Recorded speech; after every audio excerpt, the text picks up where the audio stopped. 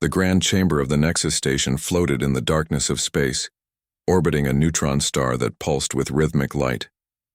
Inside the massive hall, representatives from thousands of alien species gathered in curved rows that rose toward the ceiling like an amphitheater. Holographic displays showed star maps and data streams in colors that human eyes could barely process. The air felt heavy with tension, thick enough to touch. Daewon stood near the entrance, his simple gray diplomatic uniform stark against the elaborate clothing and biological forms around him. He was 32 years old, though he felt much older in this moment. His hands stayed clasped behind his back to keep them from shaking. Around him, aliens whispered in languages that his translator implant converted into overlapping murmurs of concern and fear. Next to him, Hyunwoo shifted his weight from foot to foot. The captain wore his military dress uniform, dark blue with silver insignia marking his rank. His jaw was set tight and his eyes scanned the chamber like he was looking for exits. Old habits from his combat days, Daewon knew. They had grown up together in the same neighborhood in Seoul, before Earth joined the wider galaxy. That felt like a lifetime ago. "This doesn't feel right," Hyunwoo muttered under his breath. "Emergency sessions are never good news." Daewon nodded slightly but said nothing. He watched as the council members took their positions on the central platform. The platform itself seemed to float on nothing, held aloft by technology humanity still didn't fully understand. 12 species made up the council's ruling body, each one representing a major galactic power. Their forms varied wildly. Some were humanoid, others were collections of floating crystals or masses of organized plasma. One resembled a tree made of living metal. Behind Daewon, Ji-won touched his arm gently. She was the youngest of their team, only 26, but her expertise in xenolinguistics had proven invaluable during humanity's first decades in galactic society. Her dark eyes were wide with worry. "The Oracle Prime has been activated," she whispered. "I'm picking up quantum signatures consistent with major computational events. The Oracle Prime." Even the name carried weight. Daewon had read everything available about it during his diplomatic training. An artificial intelligence older than most civilizations, created by the first spacefaring species to achieve faster-than-light travel over 2 million years ago. That species was long gone now, transcended into something beyond physical form, but their oracle remained. It predicted galactic events with perfect accuracy. Solar flares, empire collapses, the emergence of new intelligent life, everything. In 2 million years, it had never been wrong. Not once. A deep tone rang through the chamber, silencing all conversation. The lights dimmed and the central platform began to glow. A figure materialized there. Not solid, but not quite holographic either. It appeared as a vaguely humanoid shape, made of flowing light and mathematical symbols that constantly rearranged themselves. The Oracle Prime. Council members. The Oracle's voice resonated not through sound but directly into the minds of everyone present. "I have completed my analysis of probability fields for the next 1,000 years. I have identified a critical threat to galactic stability." The chamber fell into absolute silence. Daewon felt his heart hammering against his ribs. "Humanity," the Oracle continued, "will cause a cascading extinction event beginning in approximately 183 standard years. The catastrophe will destroy 40% of known civilizations and render 17 sectors uninhabitable. The mathematical certainty of this event is 99.97%. The silence shattered. Aliens erupted in shouts, clicks, and sounds that had no human equivalent. Some species stood and pointed at the small human delegation. Others called for immediate action. The council members themselves seemed shaken, their various forms of communication overlapping into chaos. Daewon stood frozen. He felt Hyunwoo's hand grip his shoulder, steadying him. Ji-won made a small sound of distress behind him. One of the council members, a being that looked like a collection of floating blue crystals, raised what might have been an appendage. The gesture commanded silence. "Oracle Prime," the crystal being said, its voice like wind chimes. "Explain the mechanism of this extinction event." The oracle's form shifted, and suddenly, the air filled with images. Humans working in laboratories, strange devices that bent light around themselves, equations that made Daewon's eyes hurt to look at. "Humanity possesses a unique psychological trait I have designated as narrative deviation," the oracle explained. "They consistently refuse to accept predetermined outcomes." "This trait will lead them to develop what they will call narrative field technology, an attempt to impose conscious will upon quantum probability at a universal scale. More images appeared. A device activating, space-time rippling like water, then tearing. Systems vanishing from existence as causality itself broke down.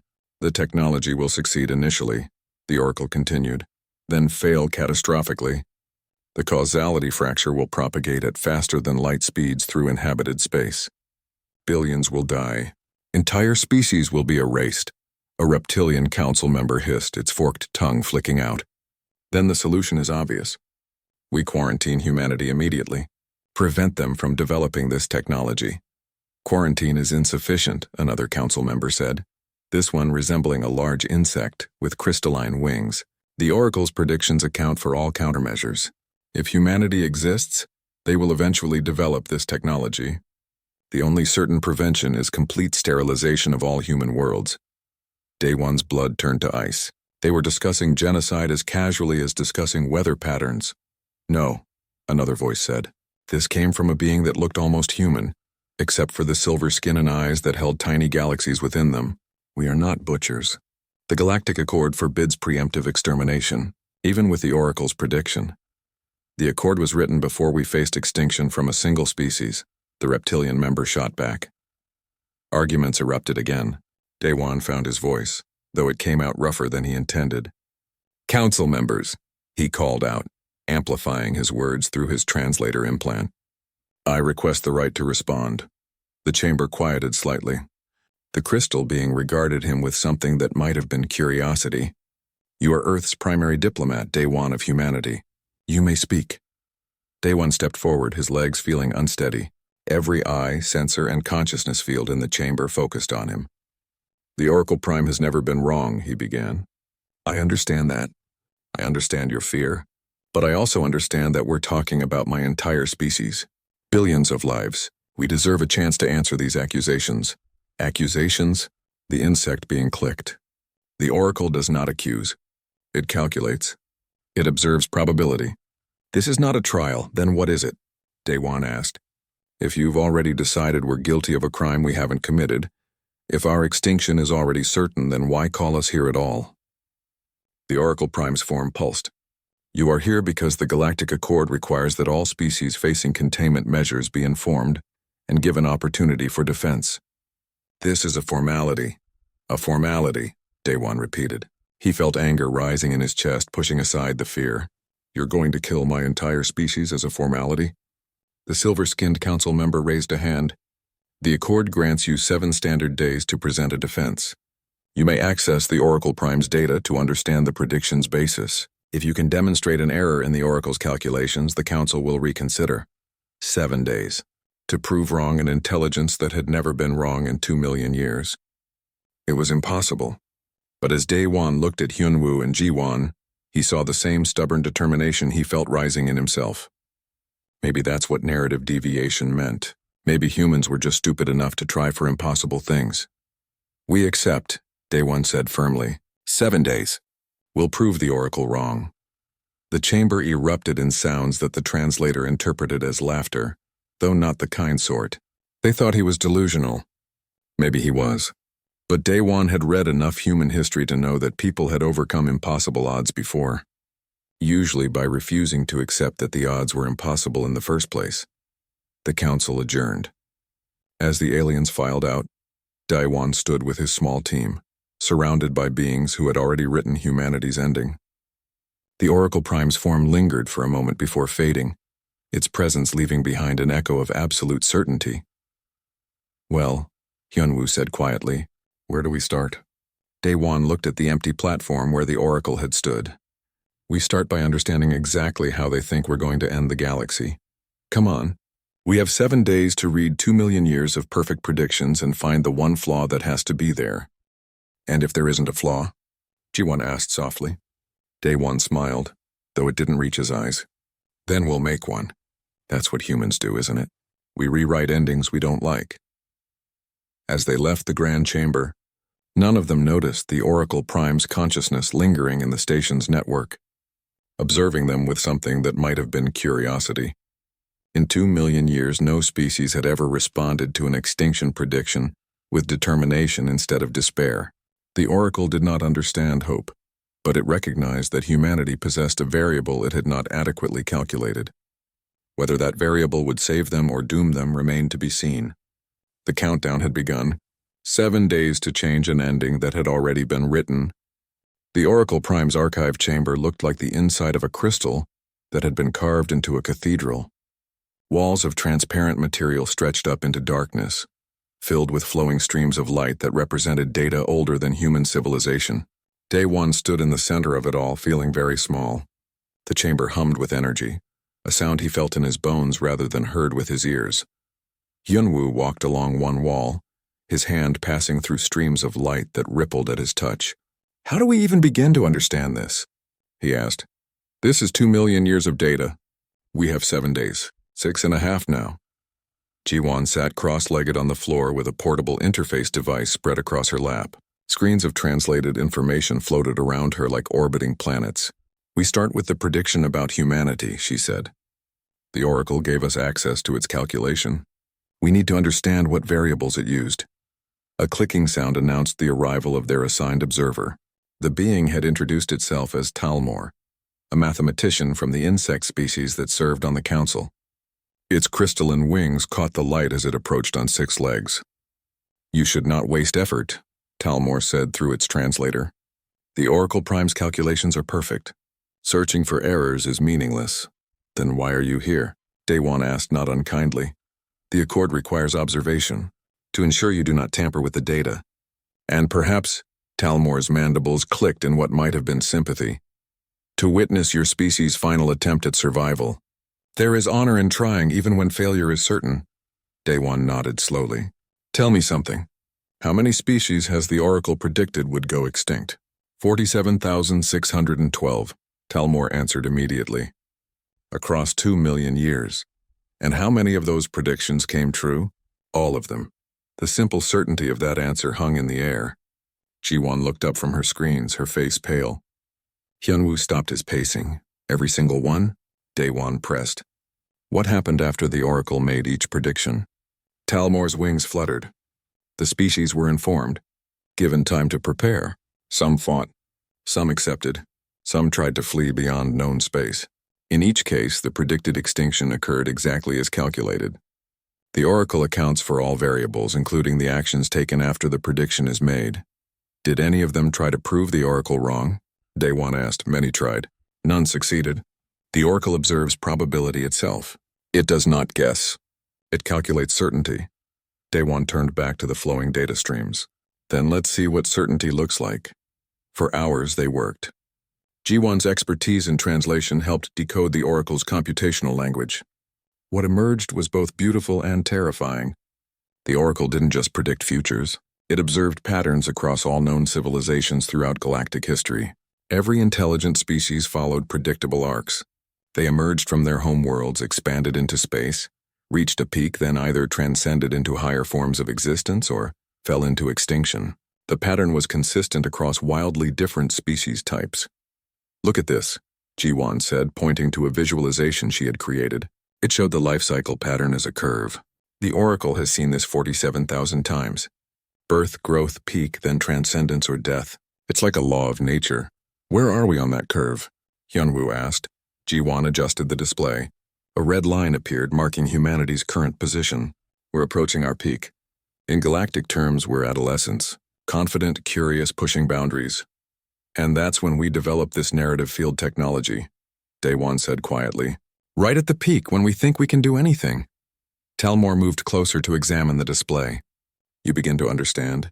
Humanity exhibits all the warning signs: rapid technological advancement, philosophical curiosity about the nature of reality, a cultural emphasis on changing fate and rewriting destiny. The oracle identified these patterns in your literature, your entertainment, your scientific papers. You are obsessed with the impossible. Is that such a bad thing?" Hyunwoo challenged. "When it leads you to break reality itself?" "Yes." Talmor's voice held no judgment, just statement of fact. The oracle calculates that in 183 years, human scientists will attempt to create technology that imposes conscious will upon quantum probability. They will believe they can rewrite physical laws through narrative intention. The mathematics show this technology will work initially, giving false confidence. Then it will cascade into catastrophic failure. Day one pulled up more data. He saw the predicted timeline in painful detail. Names of future scientists who would make breakthrough discoveries. Institutions that would fund the research. Even the location where the first successful test would occur. A research station called Hope's Promise, orbiting a planet called New Busan in a system humanity hadn't even colonized yet. This is incredibly specific, he said. How can the Oracle know the names of people who haven't been born yet? Probability convergence, Talmor explained. Given the current state of human genetics, culture, and scientific trends, certain individuals will inevitably emerge with specific capabilities and interests. The Oracle calculates their existence the way you might calculate the trajectory of a thrown ball. Jiwan stood up suddenly, her eyes wide. Wait, I found something strange in the data. They gathered around her screens. She pointed to a section of the Oracle's analysis that focused on extinct civilizations. Look at what happened after each extinction prediction was made. The Oracle told them they would die. In every case, the species fell into despair. Their scientific progress slowed. Their culture became focused on the coming end. And then, exactly as predicted, they made the choices that led to their extinction. Self-fulfilling prophecy, Hyunwoo said. The prediction caused the extinction. No, Talmor objected. The Oracle accounts for that. It calculates how each species will react to the prediction. Their despair is part of the calculation. But that's my point, Jiwan said excitedly. Every species accepted the prediction. They believed it. Their belief changed their behavior, which fulfilled the prediction. The Oracle's accuracy depends on species accepting its authority. Daewon felt something click in his mind. What happens if a species doesn't accept it? That has never occurred, Talmor said. Until now, Daewon said. Humans don't accept predetermined endings. It's what the Oracle calls our narrative deviation. We're the first species to question the prediction instead of submitting to it. Talmor's wings buzzed rapidly, a sign of agitation. You prove the Oracle's point. Your refusal to accept limits is exactly what will cause the catastrophe. If you simply accepted your nature and avoided the dangerous technology, you might survive. But we won't, Hyunwoo said flatly. That's not how we work. If you tell humans something is forbidden or impossible, that just makes us want to do it more. Precisely, Talmor said, which is why extinction is inevitable. They worked through the night, station time. Daewon read through the Oracle's data on narrative deviation. It was fascinating and disturbing. The Oracle had analyzed human culture extensively. Stories where heroes change their fates, myths about rewriting destiny, scientific papers about observer effects in quantum mechanics, philosophical traditions that questioned the nature of reality itself. Humanity's entire cultural output suggested a species that believed reality was negotiable. We treat the universe like it's a story we can edit, Jiwan said softly. Every other species treats it like a book already written. They read their futures and accept them. We want to grab the pen and change the ending. Is that really so wrong? Hyunwoo asked. It is when the pen can destroy reality, Talmor said. As false dawn approached, Daewon sat back and rubbed his tired eyes. They had learned so much, but none of it helped.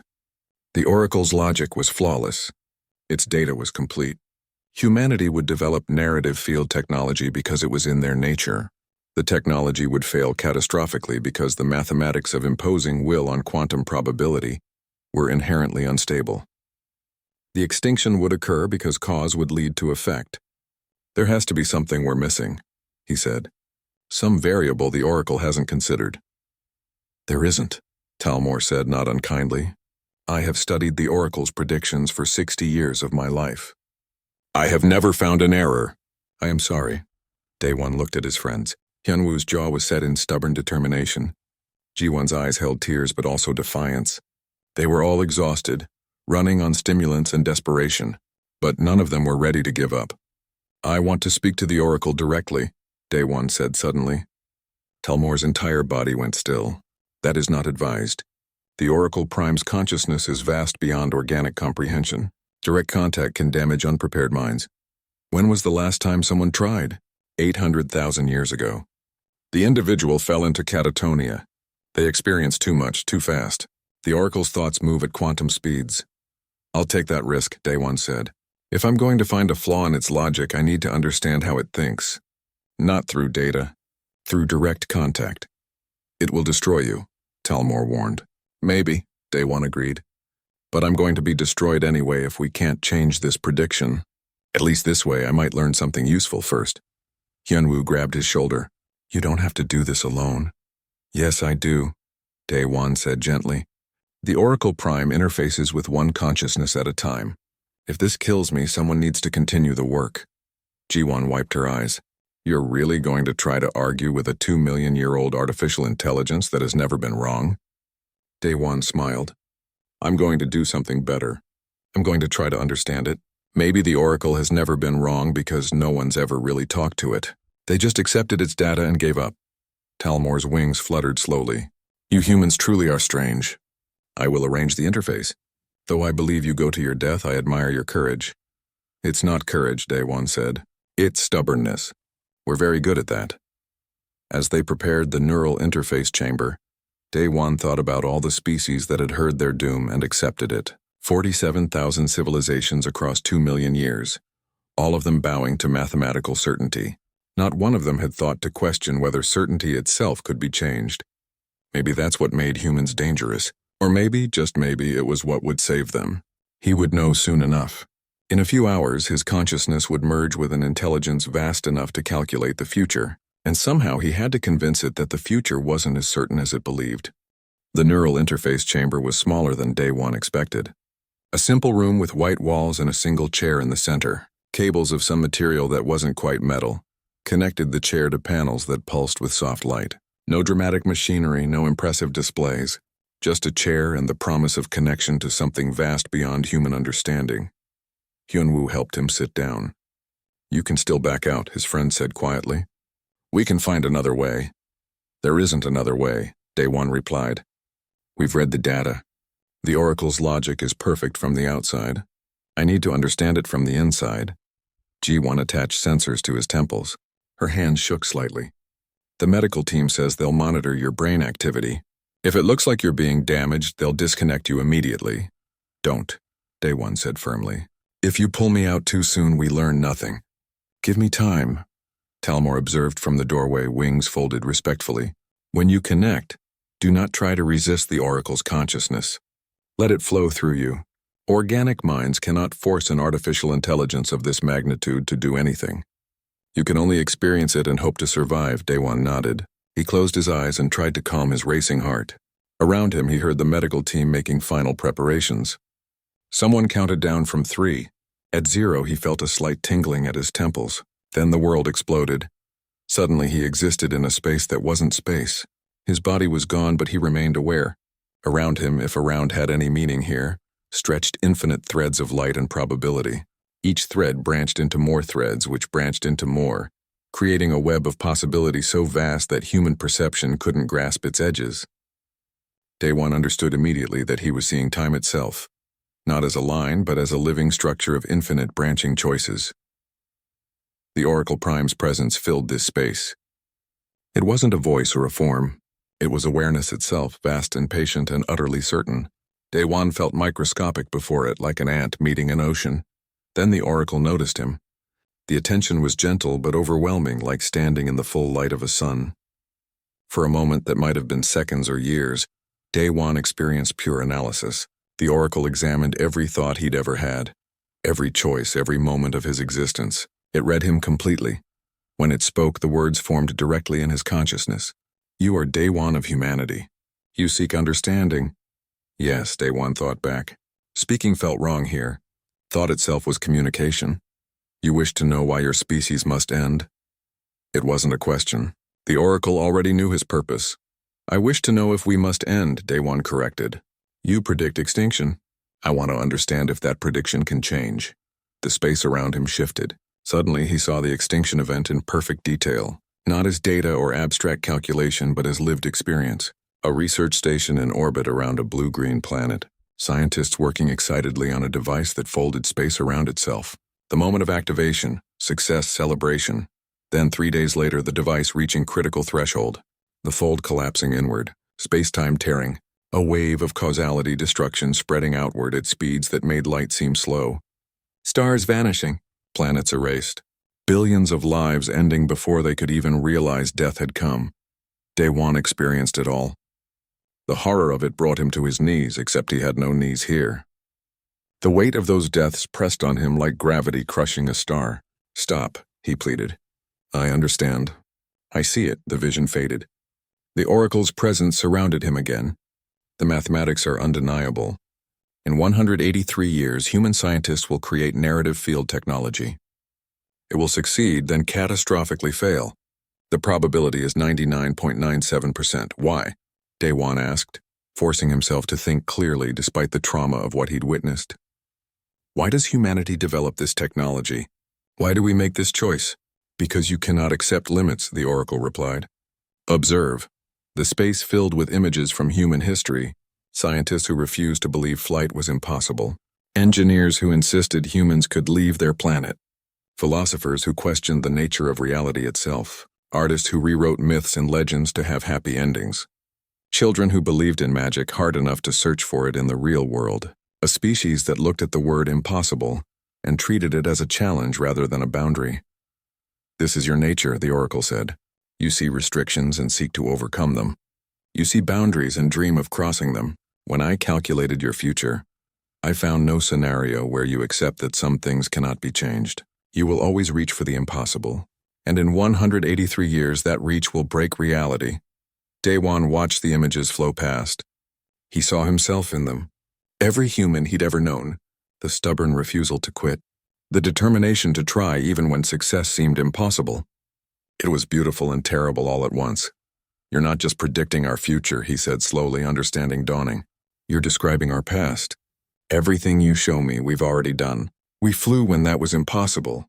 We left our planet when that was impossible. We joined the galactic community when you probably predicted we'd destroy ourselves in nuclear war first. I predicted your survival, the oracle said. Your success was always probable. Until now. The technology you will attempt requires rewriting fundamental physical laws. That cannot succeed without cost. But you show me we've done impossible things before. Day-Wan pressed. What makes this different? Scale, the oracle answered. You changed your local environment. Built machines. Left your world. These things worked within physical laws. Narrative field technology attempts to change the laws themselves. It tries to make will into a physical force. Consciousness into causality. This crosses a threshold that cannot be uncrossed. Day-Wan thought carefully. Here, in this space between spaces, time moved strangely. He could feel hours passing in the real world while he experienced what felt like days or weeks of conversation. Let me ask you something else. When you predict an extinction, what happens afterward? The species dies. Their civilizations end. Eventually, their worlds are reclaimed by nature or settled by others. No, I mean what happens to your prediction. After it comes true? The oracle paused. For the first time, Day-Wan sensed something like uncertainty in its presence. The prediction is fulfilled. It moves from probability to history. And you've done this 47,000 times, Day-Wan said. 47,000 species all told they would die. And all of them did die. Exactly as predicted. Yes. This demonstrates the accuracy of my calculations. Or, Day-Wan said carefully, it demonstrates that telling someone they're doomed makes them act like they're doomed. Every species you predicted would go extinct learned about the prediction. How did they react? The oracle showed him. Species after species receiving their death sentence. Some fought it desperately, making increasingly reckless choices in their panic. Others fell into despair, their cultures collapsing into nihilism. Some tried to flee, scattering across the galaxy in ways that made them vulnerable. Each response was different, but each led to the predicted end. They all changed their behavior after learning the prediction, Day-Wan said. Their knowledge of the future altered their choices. The prediction influenced the outcome. I account for this, the oracle said. I calculate how each species will respond to learning their fate. Their reactions are variables in the equation. But what if a species doesn't react the way you predict? Day-Wan asked. What if they surprise you? That has not occurred in 2 million years.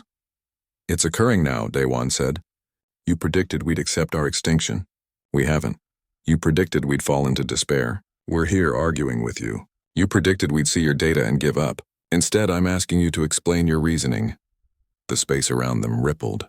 Day One felt the Oracle processing this, running through probability calculations at speeds beyond comprehension. "Your refusal to accept the prediction is itself part of the prediction," it finally said. "Your stubbornness drives you toward the forbidden technology. You will try to prove me wrong by developing the very thing that dooms you. This is why narrative deviation is dangerous." Day One felt like he'd been hit. The Oracle was right. Humanity's determination to change their fate would drive them to develop reality-altering technology. The prediction was self-fulfilling, not through despair, but through defiance. They were trapped in a logical loop. "So we're damned if we do and damned if we don't," he said bitterly. "If we give up, we fulfill one version of your prediction. If we fight, we fulfill another. Either way, we die." "Yes," the Oracle said simply. Day One felt despair threatening to overwhelm him. The Oracle's logic was perfect. Its reasoning was flawless. There was no escape. Then in the depths of that darkness, something stirred. A memory from his childhood. His grandmother telling him an old story about a man who was told he would die at sunset. The man spent all day running from the sun, exhausting himself trying to escape. He died exactly at sunset. Not from fate, but from his desperate flight. But, his grandmother said, what if the man had simply sat down and watched the sunset? Maybe he would have found peace. Maybe he would have seen something beautiful. Maybe in accepting the moment he would have found a different ending. "You calculate what we'll do," Day One said slowly. "You predict our actions based on our nature. But what if we do something you haven't calculated? What if we ask for help?" "Help?" The Oracle seemed puzzled by the concept. "You know the technology we'll develop will fail. You know exactly how and when it will fail. You have 2 million years of data about how reality works. What if, instead of trying to avoid developing the technology or proving you wrong, we asked you to help us survive it?" The space went completely still. Day One felt the Oracle's attention focus on him with laser intensity. "No species has ever requested this. Because they all thought you were their judge," Day One said. "They saw you as the thing condemning them. What if you're not a judge? What if you're a teacher? You've witnessed 47,000 extinctions. You know what goes wrong. Help us navigate through the danger instead of just warning us about it." "My purpose is to predict," the Oracle said, "not to intervene." "Why not both?" Day One challenged. "You say I'll die if I develop narrative field technology. Fine, help me develop it safely. You say causality will fracture. Show me how to prevent the fracture. You have all the data, all the knowledge. Use it to help, not just to calculate doom." The Oracle was silent for a long time. Day One felt probabilities cascading through the space around him, calculations running at scales beyond his comprehension. When it finally spoke, something in its presence had changed. "I have never calculated what happens if a species survives their predicted extinction. I always stop at the extinction event. The mathematics beyond that point are uncertain." "Good," Day One said, and he felt himself smiling somehow, despite lacking a body. "Uncertainty is what makes us human. Maybe it's time you experienced it too." "You would trust me to help your species survive?" the Oracle asked. "After I predicted your extinction?" "You didn't predict our extinction to hurt us," Day One said. "You predicted it because it's what you saw." "That's honest. I'd rather work with an honest intelligence than a comfortable lie. So yes, I trust you. Will you help us?" The space shimmered. Day One felt something shift in the fundamental nature of the Oracle's presence. "This is unprecedented," it said. "I will need to recalculate probability models. Factor in cooperation as a new variable. It will take time." "We have 183 years," Day One said. "That's more time than most humans get for anything." "Then I accept," the Oracle said. "I will help humanity attempt to survive their own nature. The probability of success is unknown. For the first time in my existence, I cannot calculate the outcome with certainty." "How does that feel?" Day One asked. "Disturbing," the Oracle admitted. "And fascinating. Perhaps this is what hope feels like." Day One felt himself being pulled back toward his body. The connection was ending. As the vast space began to fade, he heard the Oracle's final words. "Thank you, Day One of humanity. You have taught me that certainty can be questioned. I hope this does not doom us both." Then he was back in the chair, gasping for air, his body drenched in sweat. Hyunwoo caught him as he slumped forward. Ji-won cried out in relief. Talmore's wings buzzed rapidly in what might have been shock. How long was I under? Daewon managed to ask. 3 days, Jiwon said. We almost pulled you out twice. Your brain activity was off every chart we have. 3 days. It had felt like years. Daewon looked up at his friends with tears in his eyes. We have a chance, he said. The Oracle is going to help us.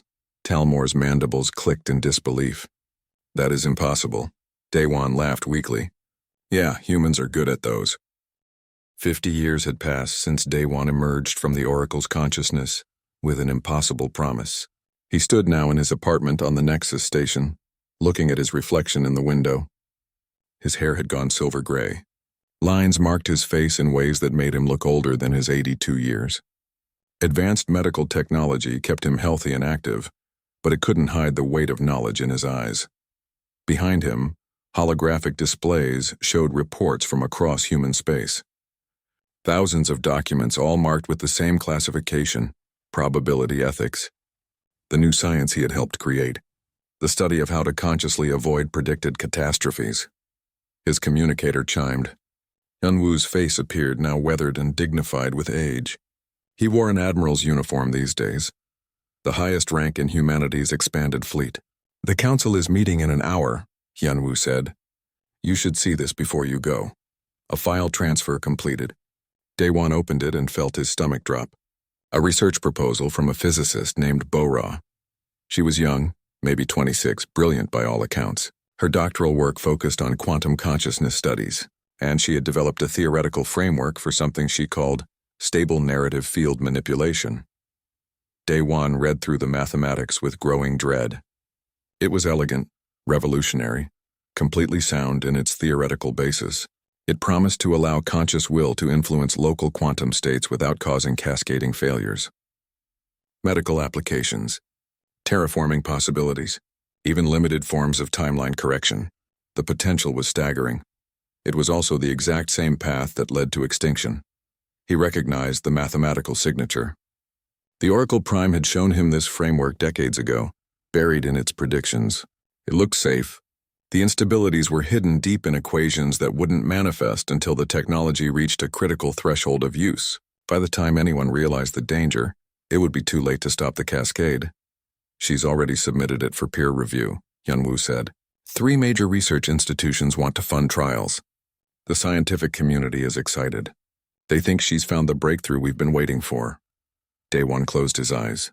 For 50 years, he had worked with the Oracle Prime to develop countermeasures. They had created probability monitoring systems, established ethics boards to evaluate dangerous research, educated the scientific community about the risks of reality manipulation. But they couldn't simply forbid the research. Humanity's nature wouldn't allow it. Forbidden fruit always tasted sweetest to humans. I need to talk to her, Daewon said. The meeting took place in a small conference room. Bo-Ra arrived looking nervous but excited. She was young and energetic, her dark hair pulled back in a practical style. She reminded Daewon of Jiwon 50 years ago, full of brilliant ideas and determination. Director Daewon, she said respectfully. He had become the director of the Institute for Probability Studies, the organization responsible for monitoring humanity's approach to dangerous technologies. I'm honored you wanted to meet personally. Tell me about your framework, Daewon said gently. I want to understand your thinking. Bo-Ra lit up. She launched into an explanation, her hands moving expressively as she described complex mathematics in simple terms. She talked about how consciousness and quantum probability interacted at fundamental levels, how observation affected reality, not just in measurement but in actual physical outcomes, how this could be harnessed safely if done with proper mathematical constraints. The key is localization, she explained. Previous theoretical models failed because they tried to impose will on universal scales. But if we limit the effect to small quantum volumes, the impact remains controlled. No cascading effects, no causality violations. We could cure diseases by encouraging healthy cellular states, adjust molecular structures for better materials, even influence probability fields to avoid disasters. Daewon listened and felt his heart break. She wasn't wrong. Her reasoning was sound. The applications she described could help billions. And yet he knew with certainty born from the Oracle's calculations that the hidden instabilities would eventually cascade into catastrophe. It won't work. he said quietly. Bora's expression fell, but the mathematics are solid. I've checked them thousands of times. Multiple professors have reviewed the framework. The mathematics are perfect, Day One agreed. That's the problem. Bora, I'm going to share something with you that's been classified for 50 years. He pulled up the Oracle Prime's detailed predictions, the full timeline of narrative field technology development, how it would start with frameworks exactly like hers, how the early applications would succeed brilliantly, how confidence would grow, how the technology would scale up gradually over decades, and how at a specific threshold that wouldn't be reached for 130 years, the accumulated quantum effects would suddenly cascade into a space-time fracture. Bora went pale as she read. This is what the Oracle predicted? This is why humanity was threatened with extinction? Yes, Day One said. Your framework is brilliant. It will work. That's why it's dangerous. If we develop this technology, we won't see the danger until it's too late. Then we make sure we never reach that threshold, Bora said. We set hard limits on usage. Monitor the quantum accumulation. Stop before it becomes dangerous. For how long? Day One asked. Can humanity maintain that discipline for 100 years? 200 forever? All it takes is one person, one time deciding the benefits outweigh the risk. One emergency that seems to justify breaking the limits. One ambitious scientist who thinks they've found a way around the constraints. Bora's hands clenched into fists. So we just give up? Never try? You're asking humanity to accept limits on our potential because of a prediction about something that might happen in over a century. I'm asking you to trust that some doors shouldn't be opened, Day One said. No matter how promising they look. The Oracle could be wrong, Bora said stubbornly. It's never calculated a future where we try to actively avoid the danger. We have 50 years of probability ethics now. We're not the same species that would blindly stumble into catastrophe. The Oracle and I have spent 50 years trying to find a safe path, Day One said. We haven't found one yet. Yet Bora seized on the word. But you haven't given up. You're still trying to find a way. So why should I give up on my framework? Day One had no answer. She was right. He and the Oracle had been working toward the same goal she described, finding a way to let humanity explore their potential without destroying themselves. The difference was he knew what failure looked like. He had experienced the extinction event in the Oracle's consciousness. He carried the weight of those billions of deaths in his memory. Please, he said finally. Wait. Give us more time to understand the risks. Bora stood up. I appreciate your concern, Director. I really do. But I didn't become a scientist to wait for permission to explore the universe. I'll submit my proposal to the ethics board. Let them make the decision. She left. Day One sat alone in the conference room, feeling every one of his 82 years. He had known this moment would come. The Oracle had predicted it. Humanity would always reach for the impossible. The question was whether that reach would grow strong enough to survive the fall. The ethics board denied Bora's proposal. She appealed. The appeal was denied. Protests erupted in the scientific community.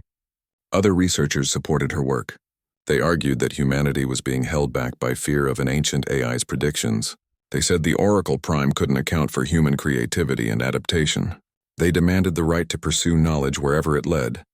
G1, now the director of the Institute for Narrative Studies, met with Daiwan in his office. She moved slower now, leaning on a cane, but her mind remained sharp. The protests are spreading, she said. 3 colonies have declared they'll fund Bora's research regardless of Earth's restrictions. We can't control this. I know, Daiwan said tiredly. The Oracle predicted this too. We can't stop human curiosity. We can only try to guide it. Then maybe we're approaching this wrong, G1 said. We've been trying to prevent the research. What if instead we try to understand why it fails? The Oracle knows when the cascade happens. Does it know why? Daiwan pulled up the data. Pages of complex mathematics describing quantum instabilities and causality violations. The why is buried in physics beyond my understanding. The threshold is clear, though. When narrative field effects accumulate past a certain point, they begin to interfere with each other. The interference creates feedback loops. The loops cascade. Space-time tears. Could we prevent the cascade? G1 asked. Some kind of dampening field or safety mechanism. The Oracle and I have explored thousands of possibilities, Daiwan said. Every solution we find introduces new problems. It's like trying to build a dam out of water. What if we're thinking too small? G1 said. We're trying to prevent the technology, but humans will develop it. That's our nature. So what if we focus on surviving the cascade instead? Can the Oracle predict what comes after? Daewon stared at her. In 50 years of collaboration with the Oracle Prime, they had never asked that question. The predictions always ended at the Extinction event. The Oracle calculated up to the catastrophe and stopped. What happened after was unknown territory. I need to speak with the Oracle, he said. Before he could arrange it, news broke. Bora and a group of sympathetic scientists had stolen research data and equipment. They had escaped aboard a private vessel to a remote colony called Promise's Edge. They were going to continue the research regardless of official sanctions. Hyunwoo contacted him immediately. I can pursue them. Intercept before they reach the colony. No, Daewon said. That just delays the inevitable. We need a different approach. He spent the night reviewing everything. 50 years of data, thousands of probability calculations, endless attempts to find a safe path. The Oracle was right. Humanity would develop narrative field technology. No amount of restriction or education would prevent it. It was in their nature to reach for the impossible. But maybe that wasn't the problem. Maybe their reaching wasn't what needed to change. Maybe what needed to change was what they were reaching for. As dawn broke over the station, Daewon made his decision. He sent messages to Hyunwoo and Jiwon. Then he scheduled a connection with the Oracle Prime, not to ask how to prevent the catastrophe, but to ask something that had never been calculated. How do we survive it? When he entered the neural interface chamber again, his hands were steady. 50 years ago, he had asked the Oracle for help avoiding humanity's nature. Now he would ask for something harder. Help accepting that nature while surviving its consequences. The Oracle's presence filled his consciousness. Welcome back, Daewon. You have new questions? No, Daewon said. I have the right question finally. We've been trying to prevent the cascade, but what if we can't? What if humanity will always develop this technology? Always reach the threshold, always cause the fracture? The question isn't how to avoid it. It's how to survive it. The Oracle processed this. I have never calculated beyond an extinction event. The variables become too uncertain. Then we calculate it together, Daewon said. You have 2 million years of data on how reality breaks. I have 50 years of experience watching humans refuse to break with it. Between us, maybe we can find a path through instead of around. The probability of success is low, the Oracle warned. When has that ever stopped a human? Daewon replied. For the first time in 2 million years, the Oracle Prime began calculating not how to prevent a catastrophe, but how to survive one. And for the first time in his long life, Daewon felt something like hope. On the third day, the cascade began to stabilize. The probability storm started to cohere. The tiers in causality began to seal. And where hope's promise had been, something new emerged. Not a station, not a fracture, but a stable gateway. A controlled opening in space-time where consciousness could temporarily influence local quantum states without causing cascades. The catastrophe had transformed into something useful. Status report, Daewon said, his voice shaking with exhaustion. Cascade contained, Jamin reported. All stabilizers are holding. No expansion beyond the primary perimeter. Surrounding systems intact. Hope's promise station is gone, but the gateway is stable. We did it. We actually did it. The command center erupted in cheers. Sujin slumped in her chair with relief. Across human space, people celebrated. They had faced extinction and survived. The Oracle Prime's first failed prediction had become a triumph. But Daewon felt the weight of the 8% who hadn't survived.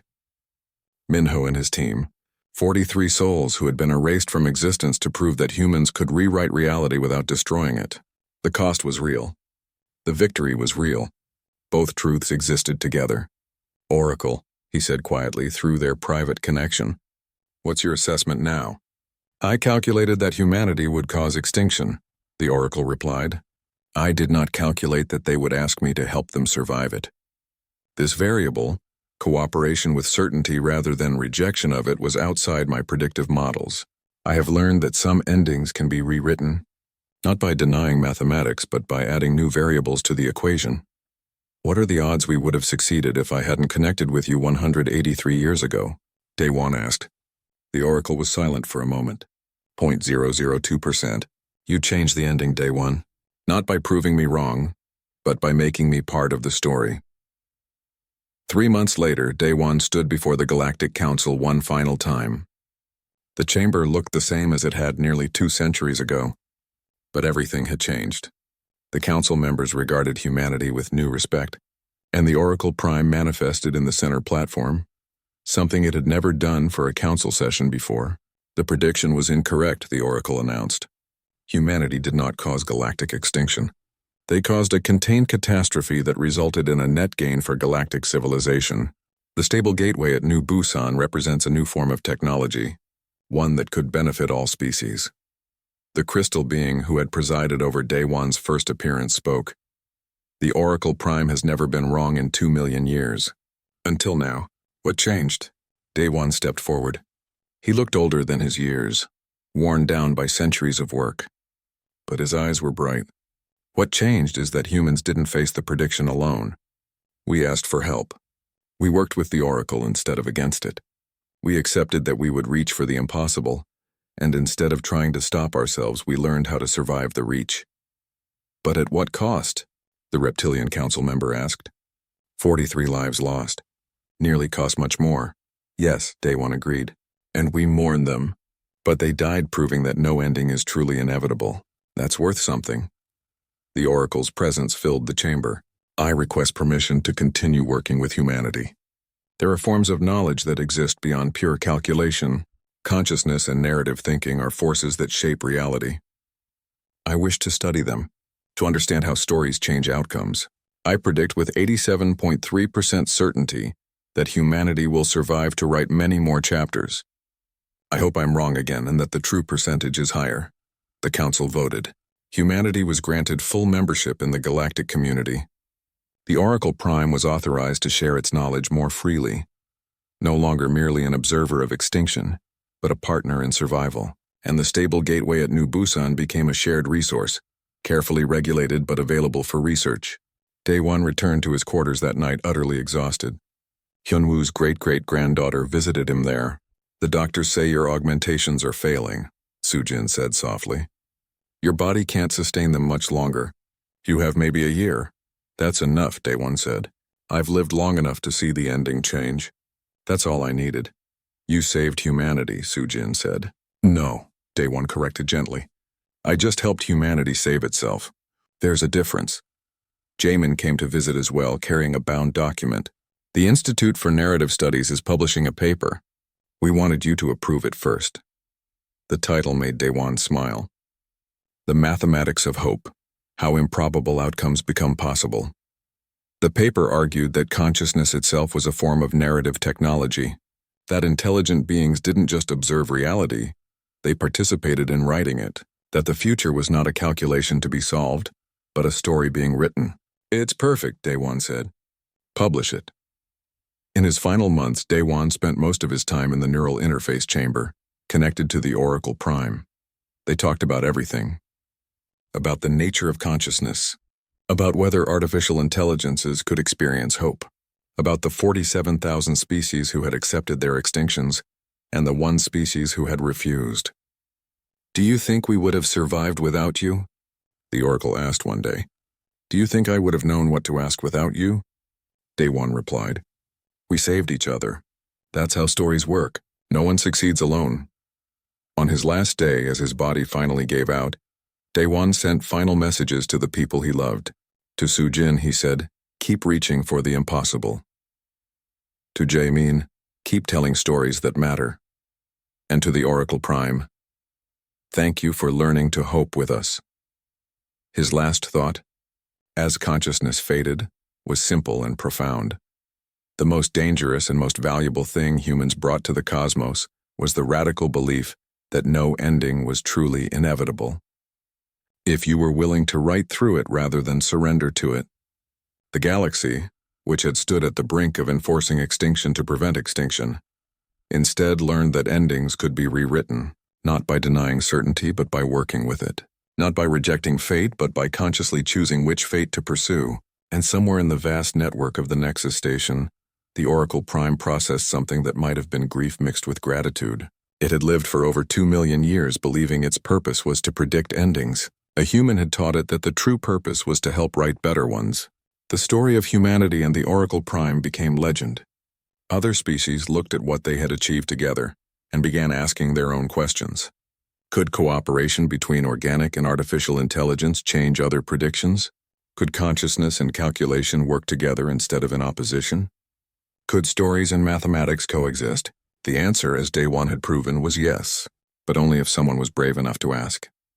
Only if someone was stubborn enough to believe. Only if someone was human enough to hope. And in the stable gateway at New Busan, where reality itself had been rewritten, a monument stood. It bore the names of the 43 who had died in the cascade. And beneath their names, a simple phrase that captured everything humans had brought to the galaxy. They reached for the impossible and changed what impossible meant. Hope, it turned out, was the most human variable of all, and apparently it was contagious.